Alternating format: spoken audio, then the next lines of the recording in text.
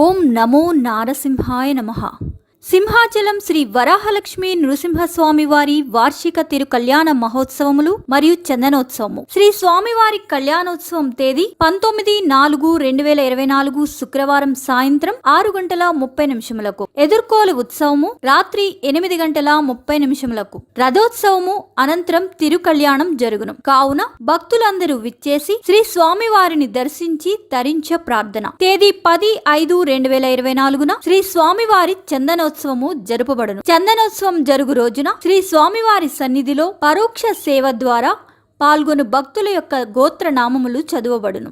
ఈ పరోక్ష సేవలో పాల్గొను భక్తులకు చందన ప్రసాదము మరియు స్వామివారి ప్రసాదము పోస్టు ద్వారా పంపబడును. ఈ సేవకు ప్రత్యక్షముగా పాల్గొనుటకు అవకాశము లేదు కావున సేవలో పరోక్షముగా పాల్గొను భక్తులు ఆన్లైన్ వెబ్సైట్ ద్వారా www.aptemples.ap.government.in నందు 1116 చెల్లించి శ్రీ స్వామివారి కృపకు పాత్రులు కాగలరు. వివరాల కొరకు సంప్రదించండి 9390501082.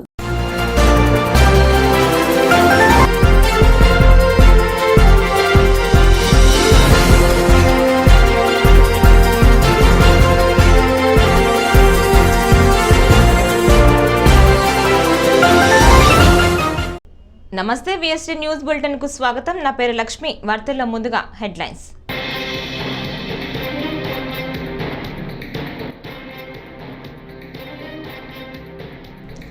టెక్కలి ఎక్కవరంలో మేమంతా సిద్ధం బస్సు యాత్ర సభ. పేదల ప్రజల గుండె చప్పుళ్లే ఈ సిద్ధం సభలు అని అభివర్ణించిన సీఎం జగన్.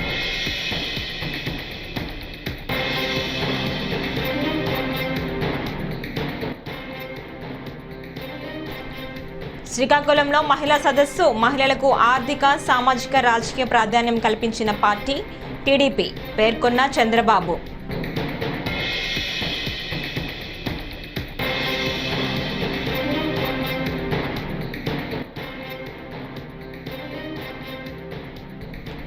వైఎస్ గురించి నీచంగా మాట్లాడిన వాళ్ళంతా ఇప్పుడు జగన్ కేబినెట్లో ఉన్నారని విమర్శించిన వైఎస్ షర్మిల.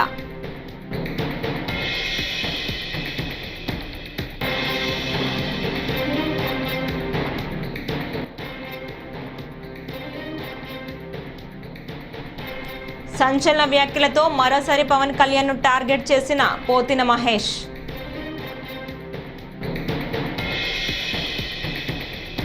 వార్తల్లో ముందుగా వైఎస్ఆర్ కాంగ్రెస్ పార్టీ అధ్యక్షులు ముఖ్యమంత్రి వైఎస్ జగన్మోహన్ రెడ్డి చేపట్టిన మేమంతా సిద్ధం బస్సు యాత్ర 22వ రోజు ఎచ్చెర్ల నియోజకవర్గం అక్కివలస నుంచి ప్రారంభమైంది. అక్కివలస నైట్ స్టే పాయింట్ నుంచి భారీ జనసందోహం మధ్య ప్రారంభమైన వైఎస్ జగన్ బస్సు యాత్ర కొద్దిసేపటి క్రితమే చిలకలపాలెం మీదుగా ఎచ్చెర్లకు చేరుకుంది. ఎచ్చెర్లలో సీఎం వైఎస్ జగన్కు ప్రజలు బ్రహ్మరథం పట్టారు. 22వ రోజు బస్సు యాత్ర ఎచ్చెర్ల మీదుగా కుశలాపురం, శ్రీకాకుళం బైపాస్, పులివలస, నర్సన్నపేట క్రాస్, గట్లపాడు, వండ్రాడ, ఎత్తురాళ్లపాడు, కోటబొమ్మాలి మీదుగా పరశురాంపురం చేరుకుంటుంది. మధ్యాహ్నం 12 గంటలకు పరశురాంపురం జంక్షన్ వద్ద సీఎం వైఎస్ జగన్ భోజన విరామం తీసుకుంటారు. అనంతరం సాయంత్రం 4 గంటల నుంచి అక్కవరంలో ఏర్పాటు చేయనున్న భారీ బహిరంగ సభకు బయలుదేరుతారు. 4:20 సభ ప్రాంగణానికి చేరుకుంటారు. 5:20 వరకు సభలో ప్రసంగించనున్నారు.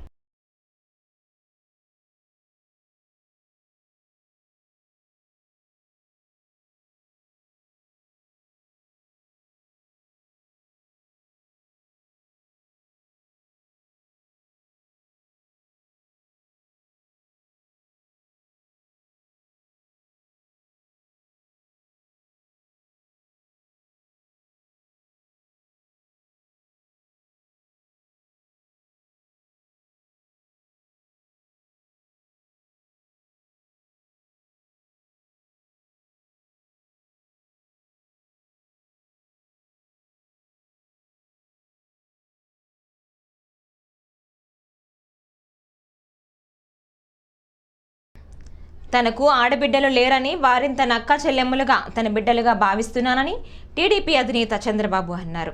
తాను మహిళా పక్షపాతినని చెప్పారు. మహిళలకు ఆర్థిక, సామాజిక, రాజకీయ ప్రాధాన్యం కల్పించిన పార్టీ టీడీపీ అని పేర్కొన్నారు. డ్వాక్రా సంఘాలు పెడితే అవహేళన చేశారని పేర్కొన్నారు. బుధవారం నాడు శ్రీకాకుళంలో మహిళా సదస్సులో చంద్రబాబు ప్రసంగించారు. మహిళల కోసం తాను ఎంతో చేశానని చెప్పారు. 30 ఏళ్ల క్రితమే మహిళలను ఆర్థికంగా బలోపేతం చేయాలని ఆలోచించానని చెప్పారు.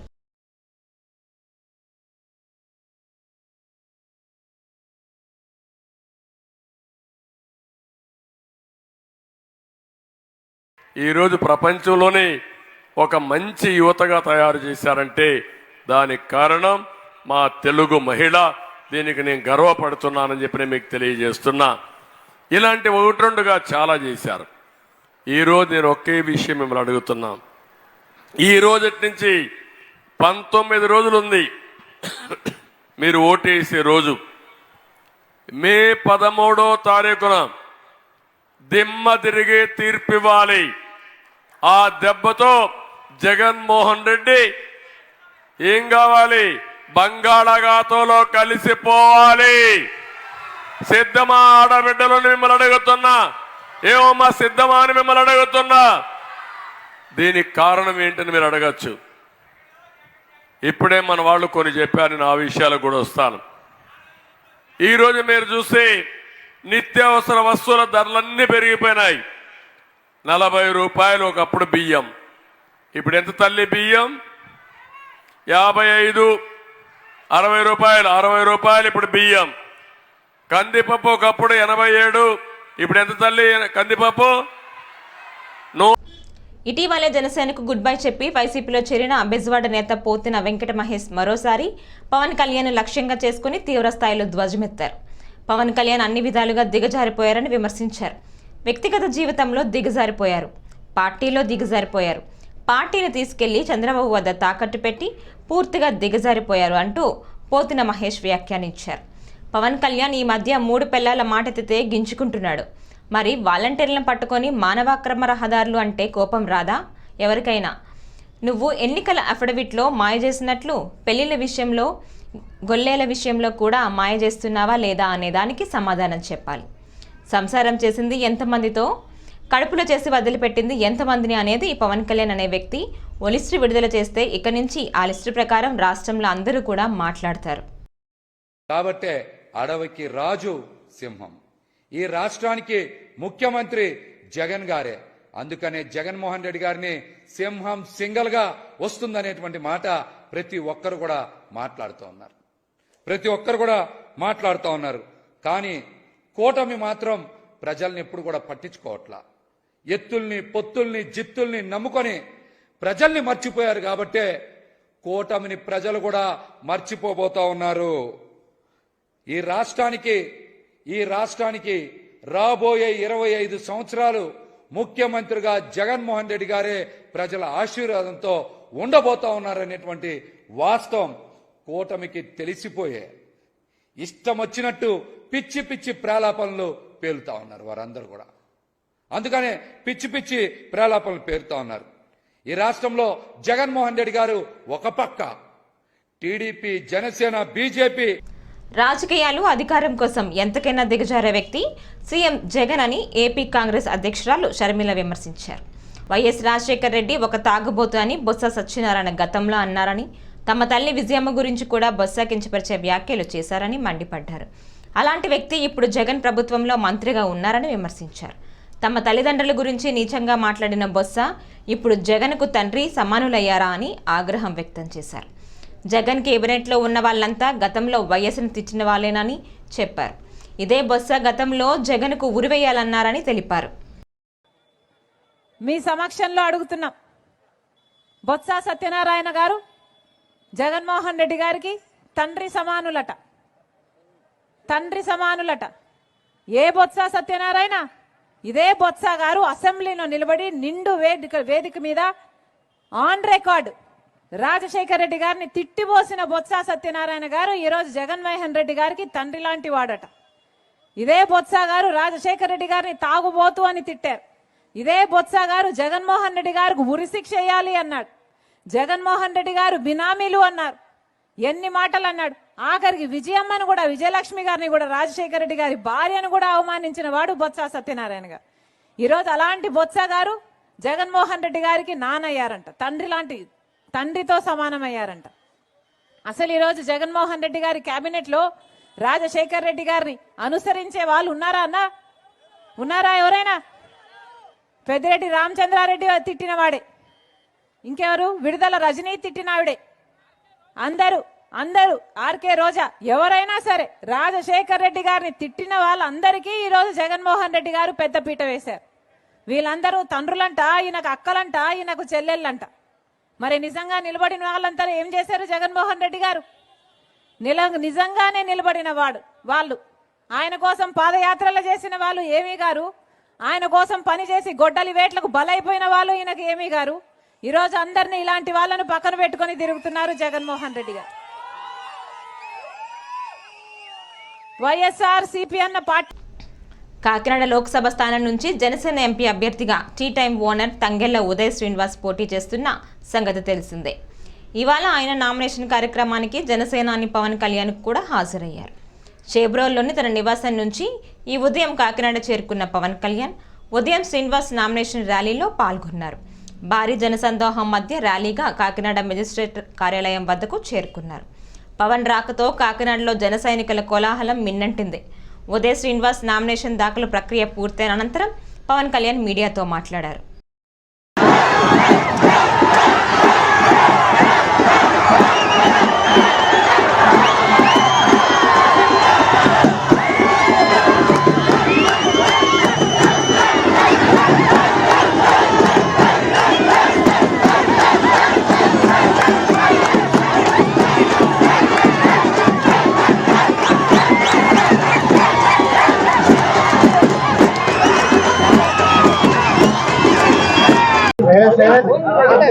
నిన్న పిఠాపురం నా నామినేషన్ వేసాం. అలాగే ఈ రోజున జనసేన, భారతీయ జనతా పార్టీ, తెలుగుదేశం కూటమి ఉమ్మడి అభ్యర్థిగా జనసేన పార్టీ గ్లాస్ గుర్తు మీద శ్రీ తంగెళ్ల ఉదయ్ శ్రీనివాస్ ఈ రోజున నామినేషన్ వేయడం జరిగింది. ఇది పాపులర్ గా ఆయన టీ టైం ఉదయ్ అంటారు ఆయన. సో అదే రిక్వెస్ట్ చేశాం ఎలక్షన్ కమిషన్ కూడా, టీ టైం ఉదయ్గా ఏమాత్రం పాసిబిలిటీ ఉన్నా దాన్ని బ్యాలెట్ పత్రంలో చేయమని. రూల్ ఒక 56 పేజ్లో ఒక రూల్ ఉంది. సో దాని ప్రకారం చేసుకోవచ్చు. అది కూడా వాళ్ళు కన్సిడర్ చేశారు. ఈ ఎన్నికలు రాష్ట్రానికి చాలా కీలకమైనవి. వచ్చే ఎన్నిక ఒక 5 సంవత్సరాల కోసం కాదు, ఒక తరం కోసం. ముఖ్యంగా ఓఎన్జీసీ ఈ యాత్ర వైఎస్ఆర్సీపీ జైత్ర యాత్రకు సంకేతమని ముఖ్యమంత్రి వైఎస్ జగన్మోహన్ రెడ్డి అన్నారు. బుధవారం సాయంత్రం శ్రీకాకుళం జిల్లా టెక్కల వద్ద నిర్వహించిన మేమంతా సిద్ధం బస్సు యాత్ర ముగింపు సభలో ఆయన ప్రసంగిస్తూ సిక్కోలు జనం సింహంలా కదిలి వచ్చారు. వైఎస్ఆర్ జిల్లా నుంచి శ్రీకాకుళం వరకు జనసముద్రాలే కనిపించాయి. శ్రీకాకుళం జిల్లాలో జనసముద్రం కనిపిస్తోంది. డబుల్ సెంచరీ కొట్టేందుకు మీరంతా సిద్ధమా అంటూ సీఎం పిలుపునిచ్చారు. జగన్కు ఓటేస్తేనే పథకాలన్నీ కొనసాగుతాయి, చంద్రబాబుకు ఓటేస్తే పథకాలన్నిటికీ ముగింపే. పేద ప్రజల గుండె చప్పుడే ఈ సిద్ధం సభ. 3 పార్టీల కూటమి మోసాలకు చెంపచెల్లు మనేలా సమాధానం చెప్పాలి. ఈ యాత్ర వైఎస్ఆర్సీపీ జైత్ర యాత్రకు సంకేతం. జగన్కు ఓటేస్తే పథకాలన్నీ ముందుకే. 175కు 175 అసెంబ్లీ, 25కి 25 ఎంపీ సీట్లు గెలవాల్సిందే అని సీఎం జగన్ పేర్కొన్నారు. ఈ 58 నెలల కాలంలోనే 1వ తేదీ సూర్యోదయానికి ముందే, అది ఆదివారమైనా సెలవు దినమైనా కూడా ఇంటికే వచ్చి 3000 పెన్షన్ ఇచ్చే వాలంటీర్ల వ్యవస్థ సిద్ధం. ఇది మీ బిడ్డ ప్రభుత్వం సమాజాన్ని సిద్ధం చేసిన తీరు. మరో 18 రోజుల్లో ఎన్నికలు జరుగుతూ ఉండగా నిర్వహిస్తా ఉన్న సభ పేరు మాత్రమే కాదు సిద్ధం సభ. ఈ 58 నెలలుగా పేదల జీవితాలను ప్రతి రంగంలోనూ కూడా మార్చుకుంటూ వస్తూ మరో 5 ఏళ్లలో ఈ మార్పులన్నీ కూడా కొనసాగాలి అని ఇంటింటికి వెళ్ళి ఆ ఇంట్లో ఉన్న వాళ్ళంతా కూడా మరో 100 మందికి కూడా వివరించి చెప్పి ఆ అవసరాన్ని చెప్పే సభే, ఆ అవసరాన్ని చెప్పే అవసరమే ఈ సిద్ధం. మీకు మంచి జరిగి ఉంటే మీ ఇంటికి మంచి జరిగి ఉంటే మీ బిడ్డకు సైనికులుగా మీరే నిలబడి అని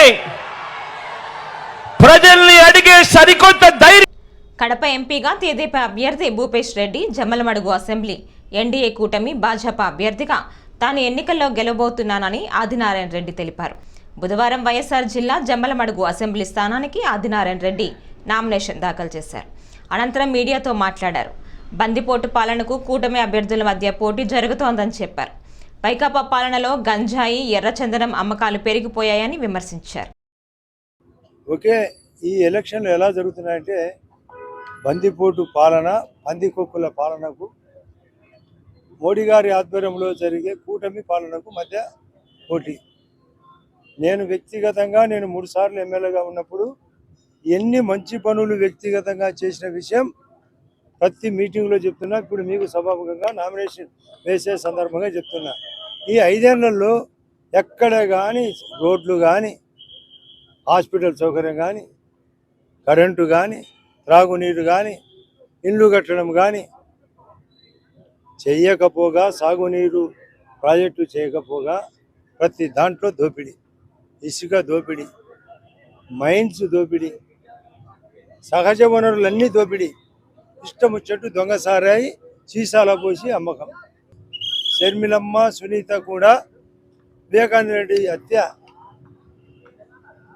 ఆయన మహానుభావుడు ఎంపీగా పోటీ చేస్తున్న అవినాష్ రెడ్డిని, సుధీర్ రెడ్డి తోడ్పాటని ఇక్కడ ఉండే అభ్యర్థి. అది కాకుండా దీంట్లో ప్రధాన పాత్ర జగన్ రెడ్డికి, భారతికి తెలియకుండా జరగలేదు. వాళ్ళ ధనదాహానికి, వాళ్ళ అధికార వ్యామోహానికి అద్దు లేదు. దీన్ని చెక్కు పెట్టాలని వికసిత భారత్, వికసిత ఆంధ్రప్రదేశ్. నెల్లూరు రూరల్లో తాను చరిత్ర సృష్టించేలా భారీ మెజారిటీతో గెలవబోతున్నానని తెదేపా ఎమ్మెల్యే అభ్యర్థి కోటంరెడ్డి శ్రీధర్ రెడ్డి ధీమా వ్యక్తం చేశారు. ఈ నెల 19వ తేదీన నామినేషన్ దాఖలు చేసిన కోటంరెడ్డి నేడు ఆర్డీఓ కార్యాలయంలో రిటర్నింగ్ అధికారి మలలాకు బీఫామ్ అందజేశారు. ఈ సందర్భంగా మాట్లాడిన కోటంరెడ్డి రాష్ట్రంలో తెలుగుదేశం పార్టీ ఘన విజయం సాధించడం ఖాయమని విశ్వాసం వ్యక్తం చేశారు. చంద్రబాబు నాయుడు గారు ముఖ్యమంత్రి కావాలా అన్న భావన ప్రజల్లో అత్యంత బలంగా ఉంది. అనేక ఎన్నికలు నేను చూస్తూ వచ్చా, కానీ ఒక పార్టీకి అనుకూలంగా ఈ ఎన్నికలు, ఏదైతే తెలుగుదేశం కూటమికి అనుకూలంగా ఈ ఎన్నికలు అంత అనుకూలంగా ప్రజల్లో ఒక వేవ్, సూపర్ వేవ్ చాలా స్పష్టంగా అర్థమవుతుంది. ఇక స్థానికంగా ప్రజలను ఓటు అడుగుతూ ఉంటే ప్రజలందరూ ఒక మాట చెప్తూ ఉన్నారు, సార్ ఇక్కడ మాకు ఎమ్మెల్యేగా అందుబాటులో ఉండే ఎమ్మెల్యే కావాలా, నిరంతరం ప్రజల్లో ఉండే ఎమ్మెల్యే కావాలా, పిలిస్తే పలికే ఎమ్మెల్యే కావాలా, మాకు ఫోన్ చేస్తే స్పందించే ఎమ్మెల్యే కావాలా, ఇవన్నీ కూడా మీరే, కాబట్టి ఖచ్చితంగా మీకు అండగా ఉంటామని ఒక తెలుగుదేశం పార్టీ కూటమి ఓటర్లే కాకుండా ఇతర పార్టీల ఓటర్లు కూడా, వైఎస్ఆర్ కాంగ్రెస్ పార్టీ ఓటర్లు కూడా అనేక మంది బాహాటంగా ముందుకు వచ్చి మాకు అందుబాటులో ఉండే ఎమ్మెల్యే మీరు, పిలిస్తే పలికే ఎమ్మెల్యే మీరు, ఫోన్ చేస్తే స్పందించే ఎమ్మెల్యే మీరు, ఎప్పుడు నిరంతరం ప్రజల్లో ఉంటారు, మీ దగ్గరికి మీరు స్వేచ్ఛగా రావచ్చు, కలవచ్చు అని భావన ప్రజల్లో విపరీతంగా ఎక్కువైంది. చాలా స్పష్టంగా చెప్తూ ఉన్నా, నెల్లూరు రూరల్ నియోజకవర్గంలో తెలుగుదేశం పార్టీ కూటమి ఎంపీ అభ్యర్థి వేమిరెడ్డి ప్రభాకర్ రెడ్డి గారికి అత్యంత భారీ మెజార్టీ రాబోతుంది. అదేవిధంగా నెల్లూరు రూరల్ తెలుగుదేశం పార్టీ కూటమి నుంచి పోటీ చేస్తున్న నాకు ప్రజల ఆశీస్సులతో, అందరి సహాయ సహకారాలతో చరిత్ర సృష్టించే అతి భారీ మెజార్టీతో నెల్లూరు రూరల్లో తెలుగుదేశం పార్టీ కూటమికి నాకు ఎమ్మెల్యే అభ్యర్థిగా రాబోతుంది. పులివెందులలో తన నామినేషన్ అడ్డుకోవాలని వైకాపా చూస్తోందని వివేక హత్య కేసులో అప్రూవర్ జై భీమ్ భారత్ పార్టీ అభ్యర్థి దస్తగిరి ఆరోపించారు. తన నామపత్రాలు దాఖలు కార్యక్రమాన్ని నేటి నుంచి గురువారానికి మార్చుకున్నట్లు చెప్పారు. తెదేపా అభ్యర్థి బీటెక్ రవి ఈ రోజే నామినేషన్ వేస్తున్నారని, ఆ పార్టీ ర్యాలీలోకి వైకాపా కార్యకర్తలు ప్రవేశించి దాడికి కుట్ర చేస్తున్నారని ఆరోపించారు. తనపై రాళ్ల దాడికి ప్రయత్నాలు చేసినట్లు సమాచారం అందిందన్నారు. సీఎం జగన్ నామినేషన్ వేసినప్పుడే తాను వేయాలని నిర్ణయించుకున్నట్లు తెలిపారు. పూర్తిగా రాళ్ళు, చెప్పులు, కట్టెలు వేసేదానికి ఒక ప్లాన్ చేసుకుని వస్తున్నారు వైసీపీ వాళ్ళు. అది అవినాష్ రెడ్డికి కానీ జగన్మోహన్ రెడ్డికి కానీ వ్యక్తిగత సహాయకులే నాకు ఇన్ఫర్మేషన్ ఇచ్చినారు. అయితే అందుకే నేను 25న జగన్మోహన్ రెడ్డితో పాటే నామినేషన్ వేయాలని అనుకున్నాను. వేస్తాను కూడా. అవినాష్ రెడ్డి కావచ్చు, జగన్మోహన్ రెడ్డి కావచ్చు, ఈ రోజున నా దగ్గరికి వచ్చే మనుషులను కానీ, నేను పిలుచుకున్న నా నామినేషన్ ప్రక్రియ కాబట్టి నేను నా వ్యక్తిగత మనుషులను కానీ, నా యొక్క సంబంధించిన కార్యకర్తలు కానీ పిలుచుకున్న తరుణంలో బైకులు కానీ, కార్లు కానీ ఎక్కడా కూడా పెట్టకూడదు, ఇంకొకటి కూడా ఎక్కడా కూడా నిలబెట్టి మాట్లాడకూడదు అని చెప్పి ఆంక్షలు పెట్టి ఈ రోజున నా గొంతు నొక్కే విధంగా ప్రయత్నిస్తూ ఉన్నాడు జగన్మోహన్ రెడ్డి. ఈ రోజున నా కార్యకర్తలను కానీ, నాకు నామినేషన్కి వచ్చే కార్యకర్తలకు కానీ, బైకులకు కానీ, కార్లకు కానీ ఎటువంటి ఇబ్బంది చేసినా కూడా మర్యాద ఇచ్చేది లేదు, ఎవరిని కేర్ చేసేది కూడా లేదు. అయితే ఈరోజు మీసం మెలేజ్ చెప్తానా, ఈరోజు నీ మీద ఖచ్చితంగా కూడా నేను గెలుస్తాననే మంచి నిర్ణయంతో, మంచి నమ్మకంతో నేను ఈ రోజున జేబీఎంరావు భారత్ పార్టీ తరఫున ఎమ్మెల్యేగా నిలబడినా. ఖచ్చితంగా కూడా మంచి నీకు పోటీ ఇస్తానని చెప్పి జగన్మోహన్ రెడ్డికి సవాల్ చేస్తాను. ఇంకొక విషయం కూడా ఏంటంటే, నా కార్యకర్తలను, నా దగ్గరకు వచ్చే వ్యక్తులను మీకు ఈ సచివాలయం అనే ఒక బ్యాచ్ని పెట్టుకొని వాళ్ళు పోయి దశగిరి దగ్గరికి నామినేషన్కి ఎవరెవరు పోతారని చెప్పి కనుక్కొని వాళ్ళ దగ్గరికి పోయి వాళ్ళతో ఏం ఉండి తెదేపా అభ్యర్థి ఎంపీ కనుమూరి రఘురామకృష్ణరాజు మంగళవారం ఉండి నియోజకవర్గం కోడేరు మండలం కొండేపూడిలో ఎన్నికల ప్రచారం ప్రారంభించారు. స్థానిక రామాలయంలో ఆయన సతీమణి రమాదేవి కుమారుడు భరత్తో కలిసి పూజలు నిర్వహించారు. చంద్రబాబుతోనే రాష్ట్రంలో సంక్షేమ పరిపాలన సాధ్యమని చెప్పారు. కూటమి అభ్యర్థులను గెలిపించాలని కోరారు. చంద్రబాబు నాయుడు గారి విజయం, మళ్ళీ నాకు ఈ రాజకీయాలు వద్దురా బాబు అని చెప్పి పులిగా చెప్పుకునే పారిపోయేలాగా ఉండాలి అని చెప్పుకుంటూ, ఎందుకంటే మనం చూస్తున్నాం ఇంకా ఎలక్షన్లు వచ్చిన తర్వాత కూడా ఎవరైనా అభివృద్ధి గురించి మాట్లాడతారు. ఇంకా పవన్ కళ్యాణ్ గారు వ్యక్తిగత జీవితం, పవన్ కళ్యాణ్ గారు పిల్లలను సంబోధించడం, ఆయన కూడా నిన్న చాలా సీరియస్గా రియాక్ట్ అవ్వడం జరిగింది. సో ఇటువంటి వాగుడు తగ్గించుకొని మరి ఏదైనా చేసిందంటే చెప్పాలి. మద్యపాన నిషేధం చేయకపోతే ఓటే అడగను అని చెప్పి అన్నాడు కదా, మరి దాని గురించి మహిళలు ప్రశ్నించాలి. మహిళలు సరే, ఇప్పటికే మన గోదావరి జిల్లాలో అసలు జనం లేరు, ఏగలు తోలుకుంటున్నారు. సో పరదాలు కట్టుకుని మళ్ళీ తిరుగుతున్నారు. మొన్న మనం చూసాం, హాస్పిటల్ నుంచి అతను బయటకు వచ్చాడు, ఏదో చిన్న గీరుకుందని. వచ్చినప్పుడు చిన్న ట్రాన్స్పరెంట్ పట్టీతో వచ్చాడు. ఇంతింత వటుడింత అన్నట్టు వామనుడు పెద్దగా ఎదిగినట్టు ఆ పట్టి రెండో రోజుకి ఎంత అయింది, టూర్కి వచ్చేటప్పటికి ఎంత అయింది. రేపు 10-11 తారీఖులకి తలకి పెద్ద. తెలంగాణ మాజీ సీఎం కేసీఆర్ ఏపీలో మళ్లీ సీఎం జగన్ అధికారంలోకి వస్తారని చెప్పడంపై టీడీపీ మాజీ ఎమ్మెల్యే బోండా ఉమా స్పందించారు. బుధవారం విజయవాడలో ఆయన మీడియాతో మాట్లాడారు. కేసీఆర్కే దిక్కు లేకుండా ఫామ్ హౌస్లో పడుకున్నారని, పక్కనే జగన్కి కూడా రూమ్ ఏర్పాటు చేయాలని ఎద్దేవా చేశారు. జూన్ 4వ తేదీ జగన్కి రాష్ట్రంలో చివరి రోజు అని, 5వ తేదీ నుంచి రాష్ట్రం విడిచి వెళ్లిపోవటం ఖాయమన్నారు. కేసీఆర్కే దిక్కు లేదు, కేసీఆరే ఫామ్ హౌస్లో మంచం మీద పడుకున్నాడు. అతను పక్కన ఇంకో రూమ్ రెడీ చేస్తే రేపు జగన్మోహన్ రెడ్డి కూడా అక్కడికి వస్తాడు. అక్కడ అధికారంలో లేనటువంటి వీళ్ళిద్దరూ కూడా చింతపెక్కలు ఆడుకుంటారు. ఇద్దరు, ఒకవైపు కేసీఆర్, ఒకవైపు జగన్మోహన్ రెడ్డి. అహంకారులకి ప్రజాస్వామ్యంలో చోటు ఉండదు. దుర్మార్గులకి, చట్టాన్ని అతిక్రమించి పనిచేసే వాళ్ళకి, అహంకారులకి ప్రజాస్వామ్యంలో, డెమోక్రసీ ఉన్నటువంటి మన దేశంలో చోటు ఉండదు. ఇప్పటికైనా తెలుసుకో జగన్. జూన్ 4వ తారీఖే జగన్మోహన్ రెడ్డి ఆంధ్రప్రదేశ్లో ఆఖరి రోజు ఈ రాష్ట్రంలో ఉండటానికి. జూన్ 5వ తారీఖు ఈ రాష్ట్రం నుంచి అతను వెళ్ళిపోతాడు. ఇది పక్కా. కేసీఆరా, కేటీఆరా, ఇంకొకళ్ళ రాసి పెట్టుకోండి. నీకు అభిమానం ఉంటే నీ పక్కన ఒక రూము మీ తమ్ముడు జగన్మోహన్ రెడ్డి కేటాయించు. విజయవాడ సీతమ్మవారి పాదాల దగ్గర వేంచేసి ఉన్న ప్రత్యేక శనేశ్వర స్వామి, శ్రీ కాశీ విశ్వేశ్వర స్వామి వారి ఆలయ పునఃప్రతిష్ఠ మహోత్సవం బుధవారం వైభవోపేతంగా జరిగింది. 5 రోజుల పాటు జరిగిన ఈ కార్యక్రమంలో నేడు ఉదయం 10:41 యంత్ర ప్రతిష్ఠ, మూర్తి ప్రతిష్ఠ, జీవధ్వజ ప్రతిష్ఠ, విమాన కలశ గోపుర ప్రతిష్ఠ, కలశాన్యాసం, కుంభదర్శన తదితర పూజాధికాలు శాస్త్రోక్తంగా నిర్వహించారు.